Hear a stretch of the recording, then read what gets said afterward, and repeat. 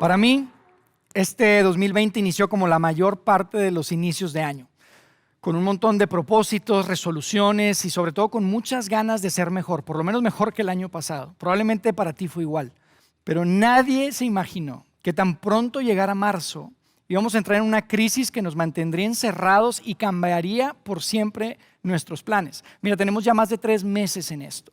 Estoy seguro que tú estás listo para regresar a la normalidad. Yo estoy listo por lo menos. Pero ¿sabes algo? Si regresamos a la normalidad o a la nueva normalidad, como le dicen ahora, y somos exactamente la misma persona que cuando todo esto empezó, sería un desperdicio, sería una tragedia, de hecho. De hecho, yo te quiero decir algo. Yo creo que inclusive esto que estamos viviendo puede ser una de las mejores cosas que te haya pasado en la vida. ¿Cómo? Sí, creo eso. Mira, en 1985, justo unos años después de que inició su empresa y la llevó a revolucionar por completo la industria del cómputo personal, Steve Jobs tuvo que enfrentar uno de los retos y de las crisis más fuertes de su carrera, porque su consejo directivo decidió que lo mejor para todos era que Steve no formara parte del equipo ejecutivo. Imagínate.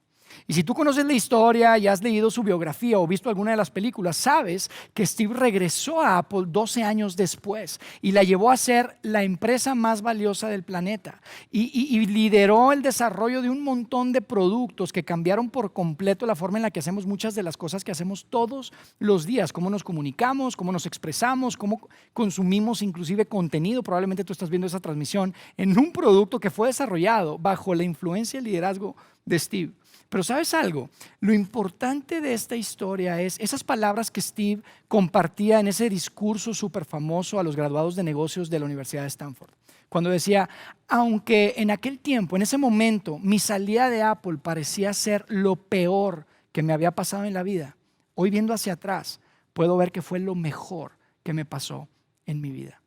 Como él lo decía, era, la verdad, la medicina sabía horrible, pero el paciente definitivamente lo necesitaba.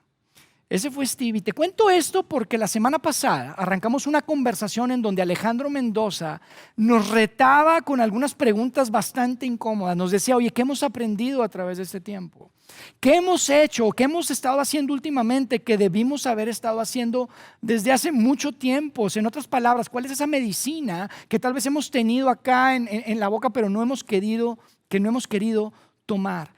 ¿Cómo puedes ser mejor aún a través de esto? ¿Cómo puedes ser mejor por esto que estamos viviendo? Yo te digo, el potencial para ser mejor definitivamente está ahí, pero no va a suceder simplemente por desearlo, no va a suceder simplemente por anhelarlo o tener buenas intenciones. Va a suceder solamente si tú y yo ponemos en práctica una habilidad. Es una habilidad única, de hecho, es una habilidad que todos tenemos y que es tan importante que de hecho la puedo caracterizar como un superpoder. Un superpoder. Un superpoder que si lo activas, que si lo pones en práctica, tiene la posibilidad de hacerte mejor a través de todo esto que estamos viviendo. No solamente de lo que estamos viviendo ahora, sino de lo que has vivido en tu pasado y de las cosas que vas a enfrentar en el futuro en tu vida. Porque, amigo, ¿tú estás de acuerdo conmigo que no tenemos control sobre las cosas que la vida nos entrega? No tenemos control. Pero no significa que no tenemos opción. Y ahí es donde entra tu superpoder, porque este superpoder te da la habilidad de poder transformar cosas malas en cosas buenas, cosas o desaciertos en aciertos, inclusive transformar maldad en bondad. Mira, este superpoder tiene el potencial de cambiar por completo el rumbo de tu vida. Y probablemente estás diciendo, Yair, te la compro. ¿Qué es ese superpoder? ¿Cuál es ese superpoder? Suena demasiado bueno para ser verdad. Déjame te digo cuál es ese superpoder. Ese superpoder es tu capacidad de responder. Tu capacidad de responder, sí, no simplemente de reaccionar ante las circunstancias. La capacidad de responder es importante. Tú tienes que saber, amigo, que no son las circunstancias las que definen tu respuesta. No es la forma en la que los demás responden lo que define tu respuesta. Es eres tú el que define cómo respondes ante las circunstancias. Y una respuesta bien pensada, una respuesta mesurada, si eres un seguidor de Jesús, una respuesta llena de fe, tiene el potencial definitivamente de hacerte mejor, inclusive a través de la adversidad, inclusive a través de las situaciones difíciles que enfrentamos en la vida. Ahora, esto suena muy bonito, ¿no? Suena bonito, pero te quiero decir algo y esto es importante. La realidad es que hay un pequeño problema, de hecho por eso estamos hablando de esto, porque la respuesta que tiene el potencial de revertir el rumbo natural de las cosas no es natural. No es natural. El rumbo natural de las cosas, el potencial para revertir el rumbo natural de las cosas y la respuesta que tú tienes que dar a esa situación no es natural. La respuesta que le puede dar la vuelta a todo esto no es algo que se venga de forma natural, es inclusive diferente. De hecho, yo te digo, yo estoy seguro que el tipo de vida que tú quieres, el tipo de vida que yo quiero, no es el tipo de vida en donde simplemente reaccionas, en donde simplemente reaccionas ante las circunstancias que se presenten, sino el tipo de vida en donde tú tienes esa capacidad de detenerte y de responder a las diferentes situaciones de la vida. Mira, si tú eres un cristiano, si eres católico, tienes que saber, nuestra historia de fe está llena de hombres y mujeres que respondieron diferente, que respondieron si quieres, de una forma antinatural ante la adversidad, ante el dolor, pero al final del día cambiaron el mundo. Mira, en el centro mismo del cristianismo está un hombre que decide entregarse a sus enemigos, que decide no defenderse en su juicio y que inclusive pudiendo salvar su vida, decide no hacerlo para salvarte a ti y para salvarme a mí. Mira, el punto es este. Nunca subestimes el poder de una respuesta mesurada. Nunca subestimes el poder de una respuesta mesurada. Y mira, hoy yo quiero hablarte de un individuo, una historia de una persona que modeló esto de una forma espectacular. Y seguramente es una historia que tú conoces, así que quiero empezar con el final de la historia. Y te quiero pedir que aunque estés tentado a probablemente decir, uy, esa historia ya me la sé, que no vayas ahí, porque sabes, yo estoy seguro que esta historia de esta persona se cruza de muchas maneras con tu historia y con mi historia. Mira, el final del que te estoy hablando es así, viendo al héroe de esta historia, diciendo las siguientes palabras. Dice, ustedes se propusieron hacerme mal. Y ustedes en este caso son los que tenían el control, son los que tenían el poder, son los que tenían la influencia, son los malos si quieres. Ustedes son las personas que crearon y fabricaron una serie de circunstancias que son el tipo de circunstancias que hacen que la víctima se convierta en el victimario, que hacen que el culpable que el inocente se convierta en culpable. Tú lo has escuchado probablemente, la gente que lastima es porque ha sido lastimada, pero sabes, esa historia, eso que escuchamos en esta ocasión no sería verdad. Esta vez iba a ser diferente, porque esta vez vemos al héroe de la historia diciendo, ustedes se propusieron hacerme mal, pero Dios dispuso todo para bien. Fíjate, en esta historia las intenciones de Dios se hicieron realidad gracias a la respuesta de un individuo, de un joven, a respuestas diferentes, a respuestas no naturales si quieres, ante circunstancias que, amigo, de verdad, ni siquiera creo que tú y yo podamos imaginarlo o dimensionarlo. Y mira, a pesar de que estas respuestas en su momento no hicieron ninguna diferencia, en su momento no tuvieron ningún impacto en la vida de él, eventualmente cambió por completamente no solamente la vida de esa persona, de este joven, sino que impactó la fe de millones, de miles de millones de personas a través de la historia y son personas que nos incluyen a ti y a mí. Pero mira, te doy un poco de contexto, porque esta historia inicia 2000 años antes de Cristo, hace aproximadamente 4000 años cuando Dios decide intervenir en nuestro mundo y le llama a un hombre que hoy conocemos como Abraham. Abraham era una persona que básicamente Dios le dijo, ¿sabes qué, Abraham? Quiero que lo dejes absolutamente todo. Quiero que empieces desde cero. Yo quiero hacer muchas naciones de tu familia. Tú vas a ser el padre de muchas naciones y de hecho una de esas naciones en particular va a ser a través de la nación en la que yo, Dios, voy a bendecir a todo el mundo. Así que Abraham eventualmente tiene un hijo que se llama Isaac. Isaac tiene un hijo que se llama Jacob. Y Jacob tiene 12 hijos que eventualmente forman las 12 tribus de lo que hoy conocemos como la nación de Israel.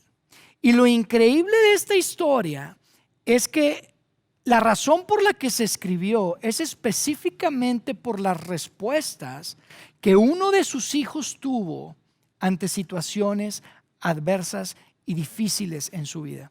Él se llamaba José. José era un hijo de Jacob y él tenía un lugar muy especial en el corazón de su padre. Es más, sus hermanos no lo querían por eso. Era como el consentido. Y no solamente eso, sino que eventualmente, de vez en cuando, Jacob, su padre, le decía: José, por favor, ve a ver qué están haciendo tus hermanos.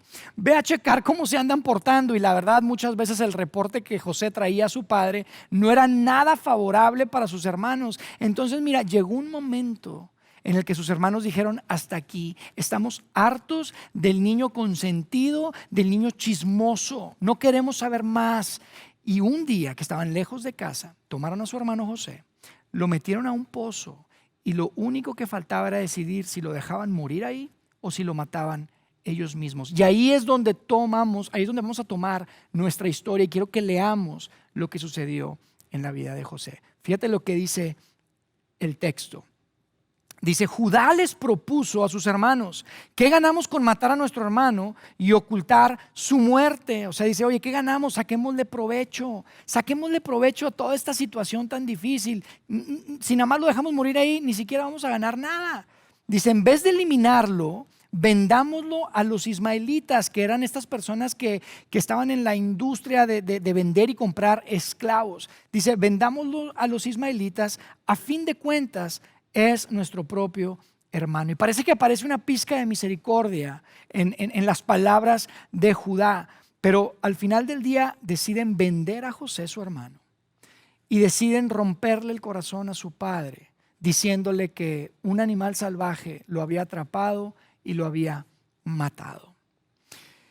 La historia continúa y dice que cuando José fue llevado a Egipto, los ismaelitas que lo habían trasladado allá lo vendieron a Potifar, un egipcio que era funcionario del faraón y capitán de su guardia. Y aquí es donde quiero que nos detengamos un poco, amigo, porque aquí es donde probablemente tu historia se empieza a cruzar con la historia de José. Porque mira, nadie estaba preocupado por José, nadie estaba buscando a José, y probablemente tú te has sentido así, sobre todo últimamente. Nadie está preocupado por ti, nadie te está buscando, nadie le importa. Por lo menos eso parecía en la vida de José. Pero de repente el texto da un giro inesperado y fíjate lo que dice. Dice: el Señor estaba con José. El Señor estaba con José. Dios estaba con José. Y aquí probablemente tú piensas: oye, espérame, esto como que no cuadra. Esto como que no checa. Por lo menos no cuadra con muchas versiones del cristianismo. Probablemente la versión del cristianismo con la que tú creciste. Porque no puedes reconciliar, no puedes entender, y lo entiendo la verdad, a un Dios amoroso, un Dios bueno que permita el dolor en el mundo, que permita sufrimiento en el mundo. Ahora, olvídate del mundo. Probablemente no puedes conciliar que haya un Dios bueno y amoroso y permita dolor en tu mundo, en tu familia, en tu vida.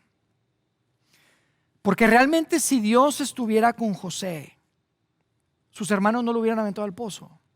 Si Dios estuviera con José, no lo hubieran vendido a los ismaelitas. Si Dios estuviera con José, no hubiera terminado lejos siendo propiedad de alguien más. Mira, ese tipo de cosas son probablemente por las que tú te alejaste de la fe. Porque cuando Dios está contigo, las cosas funcionan a tu favor. ¿Verdad que sí? Cuando Dios está contigo, las cosas funcionan a tu favor. Amigo, te quiero decir algo. Los cristianos nunca han creído eso. Los cristianos nunca han creído eso. Si tú dejaste de creer en un Dios que no permite que cosas malas le sucedan a personas buenas, te quiero decir algo, amigo. Tengo buenas noticias para ti. Buenas noticias para ti. Ese Dios no existe. Ese no es el Dios del Nuevo Testamento. Ese no es el Dios de los hombres y las mujeres que a través de las historias podemos ver que enfrentaron el dolor, enfrentaron el sufrimiento. Y créeme, no es que nos inspire ver el dolor, por supuesto que no. No se trata del sufrimiento y del dolor. Se trata de cómo descubrieron que aún a través del dolor, Y aún en el dolor, Dios estaba con ellos. Y eso es lo que nos inspira. Y ese es el Dios en el que creemos. Un Dios que a pesar del dolor y de la adversidad está ahí y está contigo. Amigos, regresemos a la historia porque el texto dice que Dios estaba con José. Pero definitivamente la buena suerte no estaba con José, ¿verdad? Definitivamente la prosperidad no estaba con José. Y sin duda la justicia no estaba del lado de José. Pero José era como tú y como yo. Tenía un superpoder. Tenía la capacidad de responder. Y José decide responder como si realmente Dios estaba con él. Fíjate lo que dice el texto. Dice, el Señor estaba con José y por eso tenía éxito. Pero no te claves mucho con esto del éxito porque no era un éxito personal. Acuérdate, era un esclavo. Dice, Potifar lo notó, su amo, y se dio cuenta que el Señor estaba con José y le daba éxito en todo lo que hacía.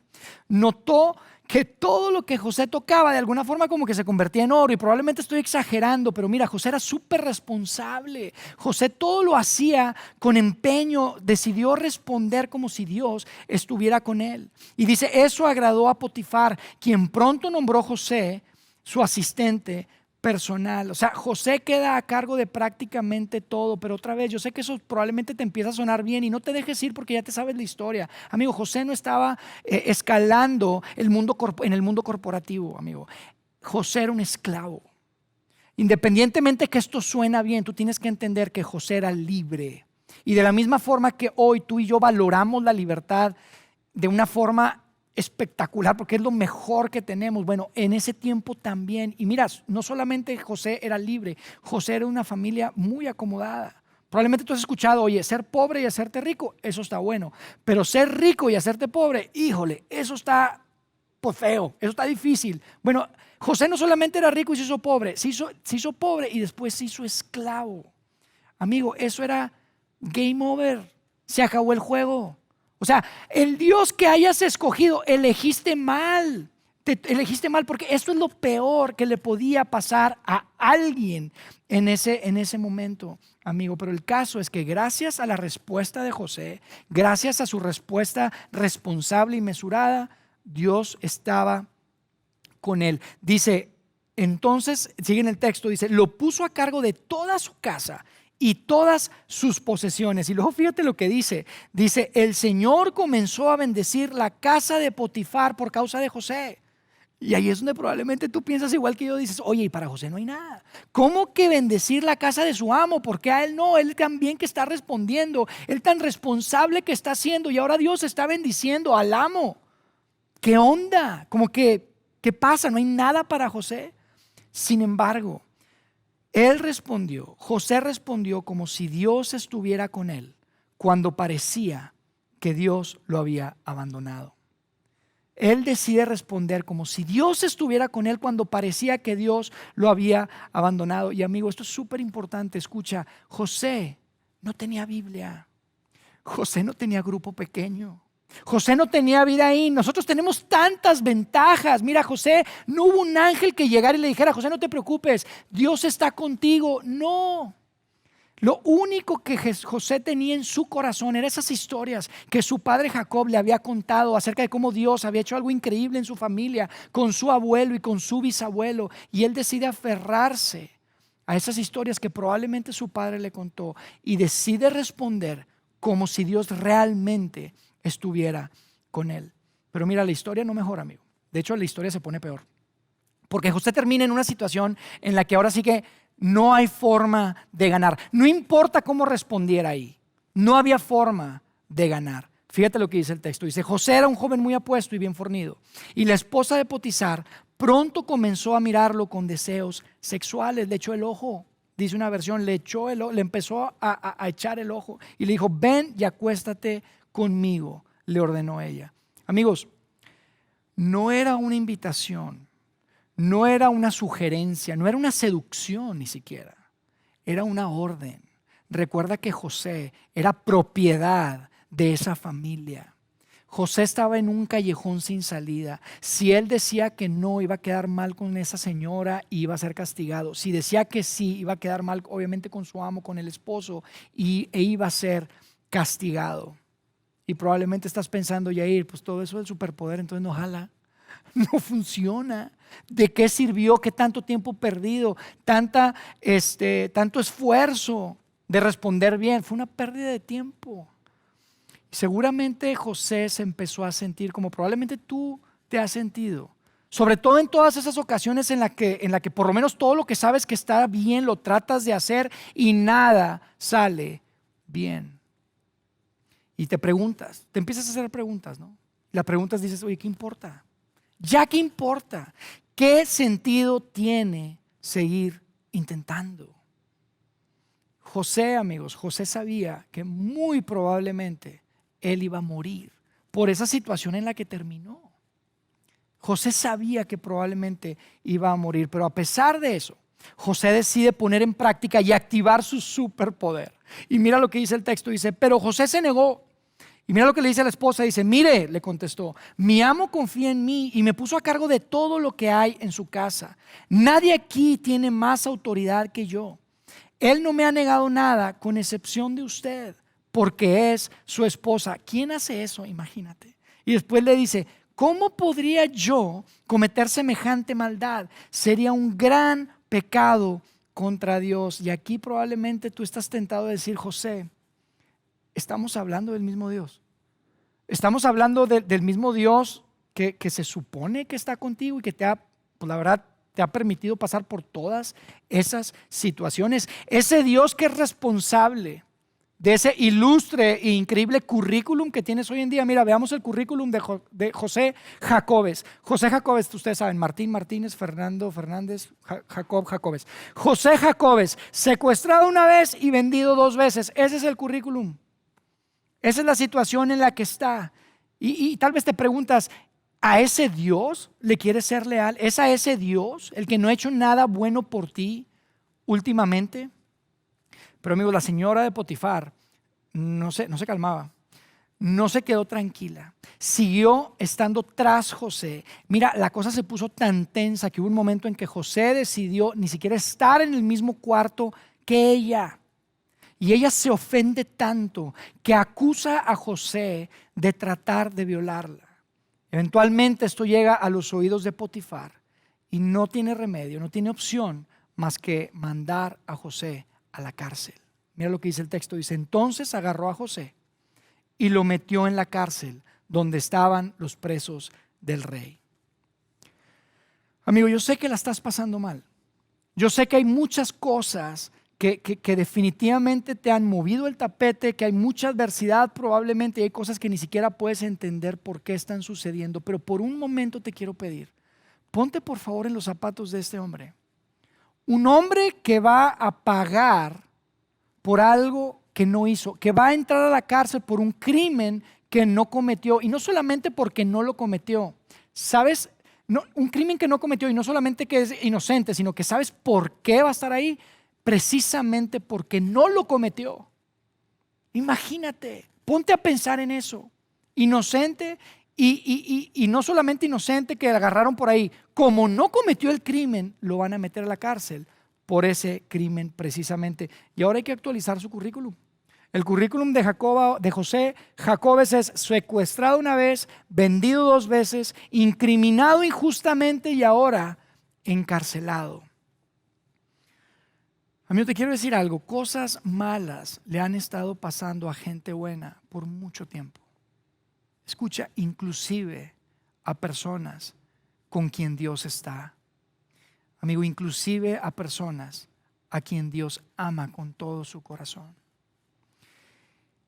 Y hoy vamos a cerrar ahí para la próxima semana, continuar con esta historia que yo te quiero pedir por favor que no te pierdas y que te puedas conectar. Pero antes de cerrar nuestra transmisión, yo quiero pedirte que esta semana, de alguna forma, como una tarea, puedas hacerte una pregunta. Y esa pregunta es una pregunta que al principio puede ser aterradora, pero eventualmente es liberadora. Y quiero que esta pregunta la tengas muy presente durante esta semana. Por favor, escríbela por ahí o tómale una foto a tu pantalla y tenla presente. La pregunta es la siguiente: ¿cómo respondería en esta circunstancia si tuviera la certeza de que Dios está conmigo? ¿Cómo respondería a esta circunstancia? si tuviera la certeza de que Dios está conmigo? Porque ya sabes cómo responderías en general, ya sabes cómo responde la gente en estas circunstancias, pero quiero que te preguntes, ¿cómo respondería si tuviera la certeza, como José, de que Dios está conmigo?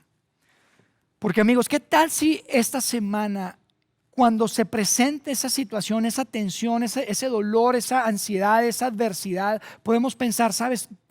¿Qué tal si Dios está planeando algo? Y eso que Dios está planeando depende de mi respuesta en esta circunstancia. No de mi reacción, sino de mi respuesta. Amigo, esta etapa es solo un capítulo en el libro de tu historia. No es el libro completo.